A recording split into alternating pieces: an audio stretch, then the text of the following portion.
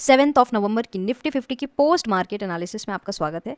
इस दिन हम लोग ये ऑब्जर्व करेंगे कि मार्केट ने किस तरीके से बिहेव किया है। पिछले कुछ दिनों हम लोग यही ऑब्जर्व करते आ रहे हैं। इससे हमारा प्रैक्टिस होता है चार्ट रीड करने का, एक हैबिट बनती है जिसकी मदद से हम चार्ट के नेचर को समझ जाते हैं और फिर अपने फ्यूचर प्रोडक्शंस करते हैं, स्ट्रैटेजी फॉर्मुलेट करते हैं।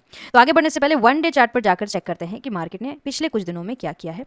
तो अगर आप देखें तो मार्केट पिछले कुछ दिनों में बहुत ही ज़्यादा स्टीप फॉल करके 38% फिबोनाची के रेजिस्टेंस लेकर सेलर्स को इनवाइट देकर के सेलिंग कराता है, फिर ऊपर गैप अप खुल करके पोजिशनल सेलर्स के एसएल हिट करके ऊपर जाने की कोशिश करता है। और फिलहाल मार्केट 5 मिनट पे देखते हैं क्या कर रहा है।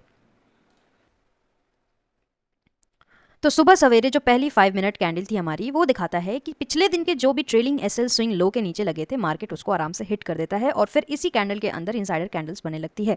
डे लो का सपोर्ट लेकर के मार्केट फिर से इस सपोर्ट लेवल से राइज करके ऊपर जाता है डे हाई तक, और डे हाई तक फिर मार्केट एम पैटर्न बना करके सक्सेसफुली नीचे आता है। तो ये जो एम पैटर्न है वो सक्सेसफुल क्यों हुआ है? क्योंकि यहाँ पर ऑलरेडी किसके एसएल मौजूद थे? बायर्स के एसएल मौजूद थे, जिसको हिट करने के लिए मार्केट सेलिंग करा करके नीचे आता है, पहली चीज। और दूसरी चीज ये कि यहाँ पर दो तरीके के आपको फ्रेश एसएल मौजूद दिखाई देंगे। ये पहले बायर्स के एसएल हो जाते हैं और दूसरे जो एसएल होते हैं वो रेजिस्टेंस पे सेलर्स को मार्केट इनवाइट करता है। पर मार्केट किसके एसएल को हिट करेगा वो मार्केट जानता है, हमें बस मार्केट को फॉलो करना है। तो मार्केट ने यहाँ पर किस बायर्स के एसएल को हिट किया है और फिर मार्केट फिर रिवर्स करता है। हो सकता था मार्केट यहाँ पर फिर से सेलर्स को इनवाइट करके फॉल्स ब्रेकआउट एम पैटर्न का देकर के रिवर्स कर सकता था, पर यहाँ पर मार्केट ने किया नहीं, मार्केट बायर्स के ही एसएल को लेने आया है। पर अभी भी यहाँ पर उतना मोमेंटम आया नहीं है, क्योंकि हमें पता है कि मार्केट अगर इनसाइडर कैंडल बनाता है तो बहुत से लोग उस इनसाइडर कैंडल के नीचे या फिर ऊपर ब्रेक करने पर ट्रेड लेते हैं, जो कि यहाँ पर हमें दिखाई देता है कि मार्केट किस तरीके से नीचे ब्रेकआउट दिया है। नीचे ब्रेकआउट देने के बाद हमें यह पता चलता है कि ये जो जोन है, इस जोन से मार्केट ने काफी ज्यादा इंपॉर्टेंट सपोर्ट लिया है।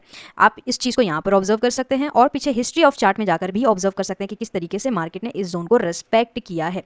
और राइट, तो हम लोग ऑब्जर्व करते हैं कि मॉर्निंग से जो मार्केट सपोर्ट बनाने की कोशिश कर रहा था, उसका ब्रेकआउट तो मार्केट ने दे दिया है। बहुत सारे सेलर्स को मार्केट ने इनवाइट तो कर लिया है, पर इस सपोर्ट लेवल से मार्केट अचानक से सपोर्ट लेकर के ऊपर चला जाता है। तो यहां पर सेलर्स आ गए, मार्केट यहां पर सपोर्ट पर बायर्स को इनवाइट करने के लिए नहीं रुका। अगर पिछले डाटा के हिसाब से मार्केट यहां पर रुकता है तो मार्केट फिर बायर्स के एसएल को हिट करने के लिए जाता है। लेकिन अगर मार्केट यहां पर ज्यादा देर नहीं रुकता है तो बायर्स तो जाहिर सी बात है कि ज्यादा आएंगे नहीं, जिसकी वजह से बायर्स के एसएल यहां पर ज्यादा अवेलेबल नहीं होंगे, तो मार्केट नीचे नहीं आता है, क्योंकि नीचे एसएल है ही नहीं। क्योंकि हमें पता है कि मार्केट को लिक्विडिटी चाहिए मूव करने के लिए, और जिधर मार्केट को लिक्विडिटी मिलती है मार्केट उस साइड मूव करने की कोशिश करता है। दूसरी चीज जो आप देख सकते हैं कि मार्केट में ऑलरेडी सेलर्स के ही एसएल मौजूद थे। दूसरा, फ्रेश सेलिंग करा करके मार्केट फ्रेश एसएल को भी अक्यूमुलेट करता है और उसी को हिट करने के लिए वापस ऊपर की तरफ जाता है।